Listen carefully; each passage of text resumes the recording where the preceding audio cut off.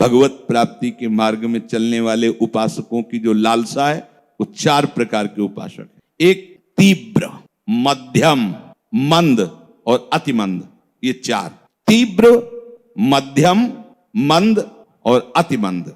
अगर भगवत प्राप्ति के मार्ग में नहीं चलता तो आध्यात्मिक, आदि भौतिक और आदि दैविक 3 कष्ट उसे देते ही रहते हैं। मानसिक रोग, बहुत ज्यादा लोग परेशान हैं इस रोग से। 100 में 99 बहुत बुरी दशा पैदा की है मन। हम देख रहे हैं ना देश, जब वो बहुत ज्यादा मानसिक रोग से ग्रसित हो जाते हैं तो उसी को डिप्रेशन कह दिया जाता है, विक्षिप्त कह दिया जाता है। कहा जाता है कि इनका दिमाग खराब हो रहा है, खिसक गया है। ये सारा का सारा मानसिक है। नकारात्मक चिंतन करते करते वो अंतिम अवस्था में पहुंच जाता है। हर समय भयभीत रहता है, हर समय कामना कल्पना उसको जला।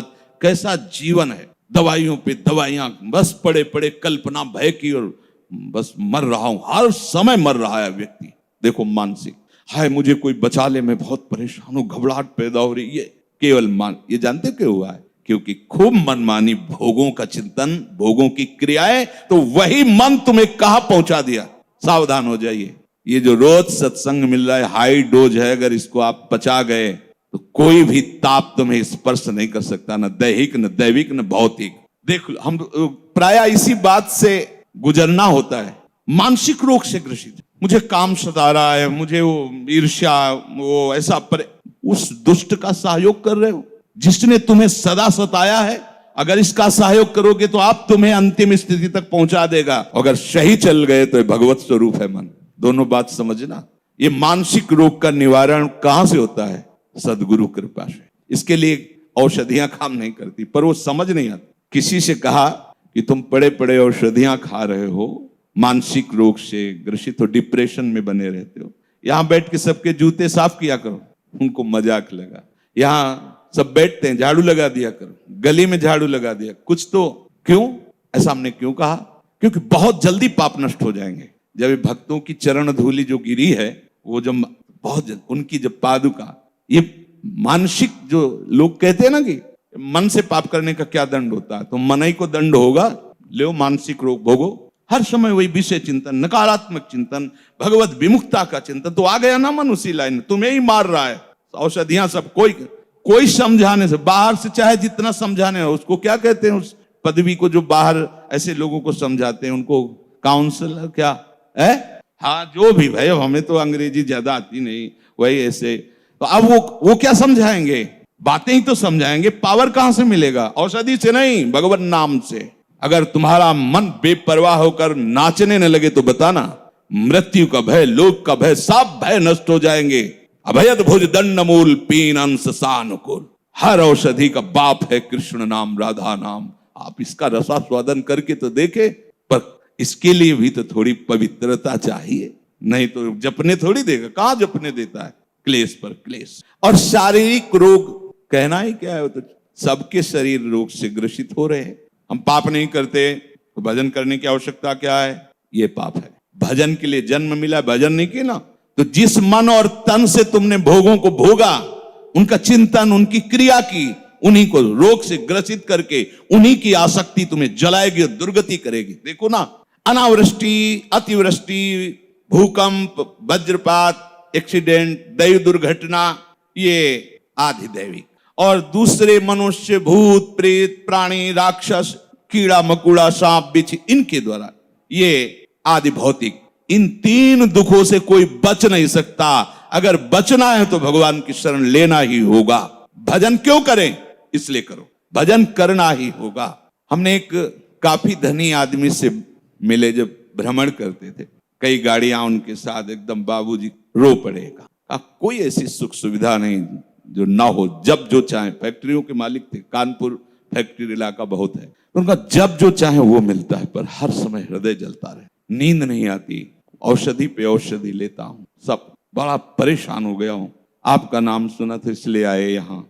हम कोई डॉक्टर थोड़ी, उनका सुना था कि आप, तो हम कहा लिखो, दवा लिखो, आज के बाद परिस्त्री से व्यभिचार नहीं करोगे, शराब नहीं पियोगे, मांस नहीं खाओगे, आप ये द्वैत क्रीड़ा, जुआ नहीं खेलोगे, नाम जपो इतने समय, और 10 बजे से लेट जाओगे, 4 बजे जग जाओगे, नींद आवे ना आवे, 2-4 दिन आप ऐसा कर, कभी दोबारा जिंदगी में नहीं हमारी औषधि किसको पचेगी?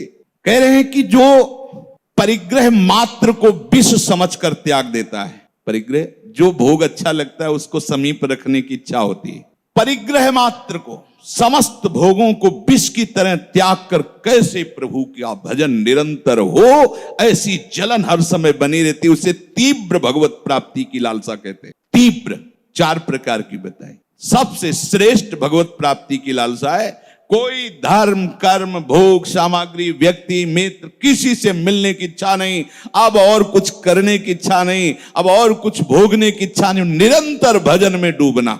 हम भगवत प्राप्ति की इच्छा नहीं कह रहे, निरंतर भजन में डूबना। हमारा केवल लक्ष्य हर समय प्रभु से जुड़े रहना, प्रभु वो शरीर की चेष्टा, मन की चेष्टा, बुद्धि की, सबसे, इसे तीव्र लालसा कहते हैं। दूसरा मध्यम, बहुत जलन हो रही है मन में, शरीर रोग से ग्रसित हो गया है, परमार्थ में चलने में ही सुना है कि अब मंगल हो सकता है, भोगों का त्याग करना कहते तो हैं संत जन, तो भोग का त्याग कर देना चाहिए या रहते हुए वहीं भजन का अभ्यास करना चाहिए? ये बहुत चतुर है मन।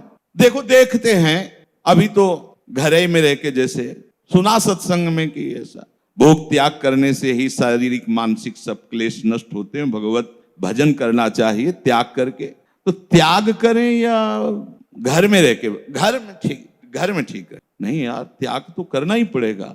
ऐसे जो समय व्यतीत कर रहा है, न छोड़ पा रहा है न पकड़ पा रहा है, पर अंदर से लालसा उसके बन रही कि मैं निरंतर भजन करूं, भगवत प्राप्ति करूं, इसे मध्यम लालसा कहते हैं। मध्यम लालसा, वो झूलता रहता है, निर्णय नहीं कर पाता है, और पता नहीं भोग छोड़कर यदि मैं वैराग्य, तो निर्वाह कर पाऊं कि ना कर पाऊं, चल पाऊं कि ना, आगे चलकर कहीं कोई विकार आ गया तो, आगे चलकर कोई समस्या आ गई तो, आगे चलकर जिसके सहारे हम भजन छोड़ रहे वही हमारा साथ छोड़ दे तो, कई तरह के संशय लेकर इस मार्ग में आगे बढ़ने की लालसा रखना, उसे मध्यम लालसा कहते हैं। और भगवत भजन तो करना ही है। अरे अभी जवान है यार, पहले ब्याह करो, भोगों का अनुभव कर लो, बड़ा समय है भजन के लिए। अभी कोई संत महात्माओं की तो बातें अलग है भाई, हम नहीं कहते कि भजन नहीं कर, भजन करना है, पर भगवान ने सब भोग बनाए, इनका भी अनुभव करना है।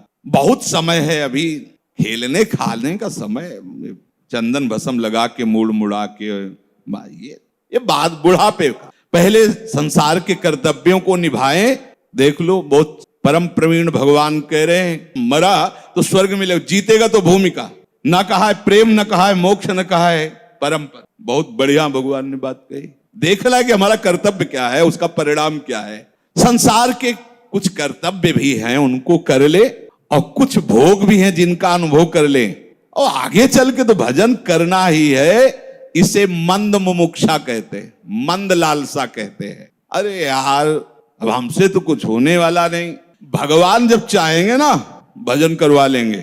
जैसे कोई है कि हो सकता है कभी कहीं हम खोद रहे हो और खजाना मिल जाए, कल्पना, रास्ते में जा रहे हो और हमें कोई ऐसी चेक मिल जाए, वस्तु मिल जाए, ऐसे ही वो सोचता है कि भोगते हुए जीवन जा रहा है, कभी भगवत प्राप्ति हो जाएगी।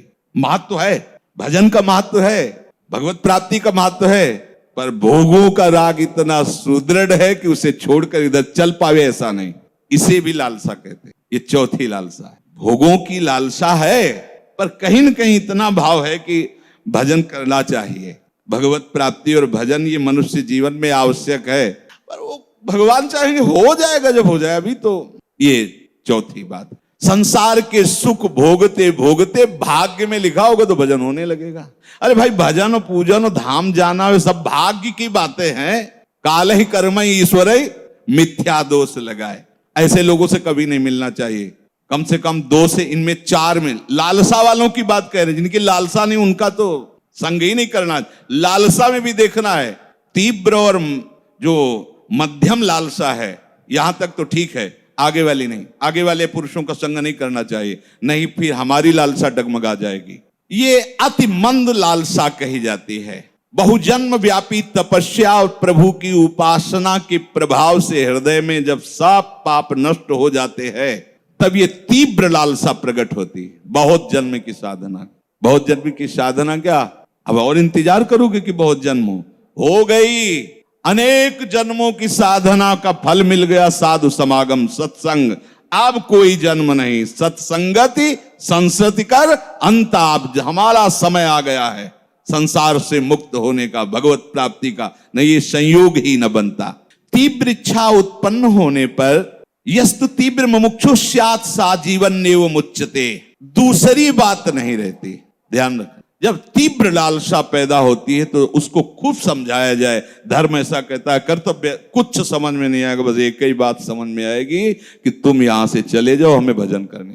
रात दिन भजन और कुछ नहीं, कुछ समझ में नहीं आता, नहीं आता। गुरुजन समझाते तो भी समझ में नहीं आता। जब काशी में आश्रम से हट करके घाट में आए तो सुबह गुरुदेव भगवान आए, दंड लिए, साक्षात नारायण देखा, साष्टांग प्रणाम किया, घाट में बुर्जे से बैठ गए। क्या उद्दंडता कर रहे हो, क्या है ये? बिना बताए छोड़ के वहां से चले आए, क्या है ये? हम कहा महाराज जी आपसे तो कोई छुपाव है नहीं। बद्री नारायण जाने के लिए वहां कोई संगोष्ठी, कोई ऐसा था उत्सव, हृदय तैयार ही नहीं हो पा रहा था कि अभी हमें वस्तु की प्राप्ति नहीं हुई और मैं समाज ज्वाइन करूं और उत्सव ज्वाइन करूं, भंडारा ये सब। हम कहा महाराज जी आपसे हृदय की बात कहते हैं, हम घर से भागे थे भगवत प्राप्ति के लिए। अब जब तक हमारी समस्या का समाधान नहीं हो जाता ये सब हमें बिल्कुल अच्छा नहीं, हम साथ चल रहे हैं तो महाराज हमें बिल्कुल अच्छा, आप आज्ञा भी करोगे तो हम असमर्थ हैं आपकी आज्ञा पालन करने। पता नहीं कौन सी सामर्थ्य जी जो उनसे बात करवा रहे। थोड़ी देर बैठे रहे तो उनका फिर ऐसा किया करो, आश्रम से भोजन ले आया करो, घाट में बने रहो। कहा महाराज जी ऐसा भी नहीं हो सकता। जब हम सुबह आए थे तो महादेव जी की इच्छा से ऐसा हमारे हृदय में भाव आया कि आकाश वृत्ति से जीऊंगा। आकाश वृत्ति मतलब जो प्रभु भेज देंगे, और घाट में रहूंगा, किसी के आश्रम में नहीं जाऊंगा, प्राण चाहे निकल जाए। तो कुछ मुद्राएं निकाल के देखी तो फिर यहीं से मंगा के खा लिया करना, हम 2-4 दिन में आते रहे। गुरु वात्सल्य सिंधु होते हैं, उनको समझ पाना बहुत कठिन है। आपने कहा महाराज जी बस अब आप कृपा करो, अब जैसा मनाओ वैसा करो, नारायण नारायण। प्रक्रिया में लगा कि गुरुजी नाराज हैं, लेकिन आपको सच्ची बताए वहीं काशी में ही जब आश्रम के संत आते मिलने तो बोले गुरुजी तुम्हारे कहते थे कि जीवन होना चाहिए तो ऐसा होना चाहिए, बोले तुम। और हजारों बार स्वप्न में आकर के गुरुदेव भगवान दुलार संन्यास मार्ग, यहाँ वृंदावन में भी गुरु तत्व वही स्वरूप में विराजमान है। तीव्र लालसा प्रकट होने पर दूसरी कोई बात सुहाई, सच्ची मानी कोई बात। अगर कोई हमारी तरफ प्रणाम करने की मुद्रा में आ रहा था, जिसे काशी में घाटों, उठ के चल देना, बिल्कुल बात नहीं, वो स्वभाव ऐसा हो जाता, कुछ अच्छा नहीं, बस वो हाय हाय मचती हृदय में। कैसे कैसे मुझे कैसे बोध हो, मुझे कैसे समझ में आवे जो शास्त्रों में लिखा है कि हृदय में ही प्रभु, कैसे अनुभव हो। जिस उपाय से उसे प्यारे का मिलन संभव दिखता है, लोक परलोक या किसी की कुछ भी परवाह न करके वो उसी उपाय में लग जाता है। प्रिय मिलन की उत्कंठा उसे उन्मत्त बना देती है। प्रिय की प्राप्ति के लिए वो तान मान धान धर्म कर्म सभी का त्याग कर देता है। तीव्र मुमुक्षु, तीव्र लालसायुक्त, अब बस प्रीतम प्रीतम, दूसरी कोई बात नहीं, अपने आप को न्यौछावर कर देता है प्रीतम पर। प्रीतम से मिलने को जिसके प्राण कर रहे हाहाकार, गिनता नहीं मार्ग की कुछ भी दूरी को वह किसी प्रकार, नहीं ताकता किंचित भी सत सत बाधा विघ्नों की ओर। बस दौड़ छूटता जहां बजाते मधुर बंसरी नंद किशोर। प्रीतम के लिए प्राणों को हथेली पर लिए वो साधक दौड़ पड़ता है भगवत प्राप्ति के लिए। उसके प्राणों में केवल व्याकुलता रहती है। अनादिकाल से अब तक इच्छाएं उसके हृदय में मथती रही, अब सब इच्छाएं भस्म हो जाती है। केवल एक भगवत चिंतन, भगवत भजन, प्राण उसके व्याकुल होते हैं। लेकिन यह ध्यान रखा जाए कि इस धरा में जब प्राण व्याकुल होते हैं तो आनंद समुद्र के ऊपर होते हैं। जैसे मीरा जी कहती, जो मैं ऐसा जानती प्रीति की ये दुख होए, तो नगर ढिंढोरा पीटती अजी प्रीति न करियो कोए। तो कोई ये ना सोचे कि कोई दुखद बात कह रहे मीरा जी। उस आनंद समुद्र की व्याकुलता की बात कह रहे। वो ऐसा दुख नहीं होता कि जैसे संसार में संयोग वियोग जनित हर्ष शोक होते रहते हैं। एक परमानंद की, ये वही जानता है जिसके हृदय में होती है। कह जाने दिल आपनो या जा सिर बीती होए। ये तीव्र मुमुक्षा में ऐसा होता है जैसे बहुत समय का भरा हुआ जल और बांध टूट जाए, प्लावन बाढ़ आ जाती, ऐसे ही उसके हृदय में बाढ़ आ जाती है। केवल भजन, आप कुछ सुहाई नहीं दे रहा, नाम कीर्तन गुण कीर्तन सेवा चिंतन भजन, एक सेकंड भी वो अन्य नहीं। अब हमारी जो चार मुमुक्षा लालसा की बात सुनी, उनमें अगर हम चौथी में हैं या तीसरी में हैं या दूसरी में हैं, तो हमारी तीव्र मुमुक्षा कैसे हो, उसकी औषधि विलास सामग्री का त्याग, मान सम्मान का त्याग, पूजा प्रतिष्ठा का त्याग, कीर्ति का त्याग, कीर्ति के त्याग का त्याग, उसकी स्मृति का भी त्याग, सभा समितियों में शामिल होना नहीं, बड़ी बड़ी सभाओं में समितियों में नहीं, अखबार कॉमिक्स आदि पढ़ना नहीं, किसी भी मनुष्य विशेष से या स्थान विशेष से या वस्तु विशेष से ममता कर लेना नहीं। जैसे सत्संग हो रहा है तो हम सत्संग की बातों से ममता करें, गुरु के आज्ञा से ममता करें, गुरु मंत्र से ममता करें, गुरु नाम से ममता करें। अगर ऐसा नहीं करोगे तो गुरु से ममता नहीं हो सकती, नहीं हो सकती। किसी भी वस्तु से ममता नहीं, किसी भी अन्य स्थान से ममता नहीं, तो हरि गुरु चरणों में ममता हो जाएगी, तीव्र लालसा जागृत हो जाएगी। जहां तुम रह रहे हो वहां वो मेरा है, स्थान रहने का, ऐसी भावना का त्याग।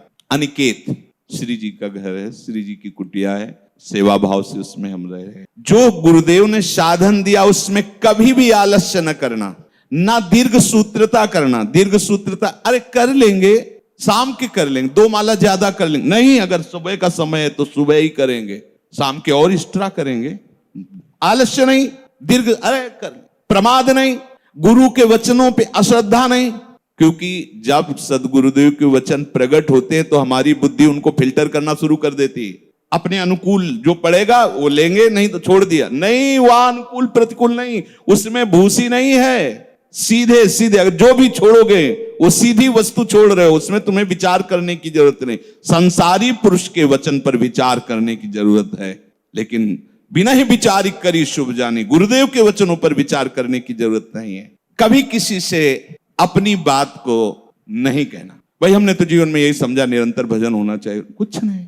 हाँ, क्या महापुरुषों से पूछो, संतों से पूछो, हम तो कुछ नहीं जानते, इतने है प्रभु की शरण में पड़े हैं। अपने मन में जो चल रहा है साधन वो कभी किसी से न बताए, तीव्र लालसा के लिए। शास्त्रार्थ न करे किसी से, अपने को संत समझकर दूसरों को लघु भाव से न हेरे। हम तो विरक्त हैं तो गृहस्थ हैं, दूसरों में भगवत भाव करो। अपने में गुण देखकर दूसरों के दोषों को देखकर कभी उन्हें किसी के सामने प्रकट न कर दे। अपने गुणों को प्रकट न करे, दूसरों के दोषों को प्रकट न करे। किसी भी मनुष्य का कभी भी अपमान न करे, किसी की निंदा न करे, पर चर्चा न करे, कोई नौटंकी नाटक न देखे, सिनेमा न देखे, असत्य साहित्य न पढ़े, अशास्त्रीय कार्य न करे, बड़ों को देखते ही सम्मान मुद्रा में हो जाए। गुरुजन है, संत खड़े हो, हाथ जोड़ लिया, ग्रीवा झुका, इससे तीव्र लालसा प्रकट होगी भगवत प्राप्ति की। किसी के भी बुरे से बुरे कर्म देखकर उसे घृणा न करे। कर्म घृणित है, लेकिन जो अंदर विराजमान तत्व गोविंद ही है। हमें अंदर की बात देखनी, सब में मेरा प्रभु रमा है। क्रिया उसकी घृणित है, लेकिन जो अंदर है वो प्रभु है। हम उस प्रभु को प्रणाम करते हैं। माया जनित क्रिया से हमारा कोई लेना देना नहीं। कैसी भी विपत्ति हो किसी का सहारा ना लेना, है ना जान बाहो प्रभु, केवल उन्हीं का, दूसरे से नहीं। कभी घबरा ना जाना, कैसी भी समस्या हो केवल प्रभु की तरफ देखना, घबराना नहीं। और कैसी भी अनुकूलता आ जाए, हर्षित होकर किसी के ऊपर यह आरोप मत कर देना कि इनके सहयोग से बात नहीं, दिखाई दे रहा है इसने स्पष्ट किया, पर यह तुम्हें मानना है कि निमित्त बनाया है प्रभु ने किया है। ये क्या प्रभु ने किया। जगत के विषयों की प्राप्ति में कहीं भगवत कृपा ना देखना, तीव्र लालसा के लिए। हमने चाहा था कि ऐसा ऐसा हो जाए, हो गया, देखो बड़ी कृपा है ना, नहीं, ये कृपा नहीं, ये तो शुभ अशुभ कर्मों के परिणाम स्वरूप होता रहेगा। अभी आपने कृपा मान लिया और कल ये नष्ट हो जाएंगे तब। हमारा कृपा का सीधा संबंध भगवत स्मरण से है। हरिवंश कृपा हरिवंश कहे। यदि हमारा निरंतर नाम चल रहा है तो कहने की जरूरत नहीं, कृपा है। और अगर नाम नहीं चल रहा है तो हम उसे कृपा नहीं कहेंगे, चाहे जितनी अनुकूलता मिल जाए। किसी भी साधन सिद्धि का अनुभव होने लगे तो उसे स्वीकार मत करना। तुम्हारे मन की बात, ये बहुत छोटी छोटी बातें है। मन की बात जान ले, इसका नाम क्या है, कहां से आया है, क्या करने आया है, कभी इसका प्रयोग न करो, किसी को जानने न दे, अंदर ही अंदर इसे भस्म कर दे। प्रयोग नहीं करोगे तो अपने आप चली जाएगी। छोटी मोटी सिद्धियां आती रहती हैं भजन मार्ग के पथिकों में, वो गर्व नहीं करता। जहां देखा ऐसा, अच्छा बस उसका प्रयोग बंद, प्रयोग करना ही नहीं, वो खत्म हो जाएगी। जैसे मन तुम्हारे अंदर काम क्रोध प्रकट कर रहा है, उसकी बात सुनो मत, खत्म हो जाएगा। किसी कारणवश आपने कोई बात सोची और वो घट गई, यद्यपि सत्य मार्ग में चल रहे तो पावर तो है ही। अच्छा ऐसे से ऐसा हो सकता है, वैसा ही हो जाए, उसी समय हो जाए, बड़े बड़े चमत्कार आने लगे, लेकिन कभी भी उसका प्रयोग ना करें तो क्या होगा? तीव्र भजन की लालसा जागृत हो जाएगी। नहीं, बहुत साधक छोटी मोटी बातों में फंस करके मार्ग से भ्रमित हो जाते हैं। इसलिए सावधान होकर, हमारा उद्देश्य भजन, भजन का फल भजन, हमारा उद्देश्य भजन और भजन का फल केवल भजन। श्री राधा वल्लभ लाल।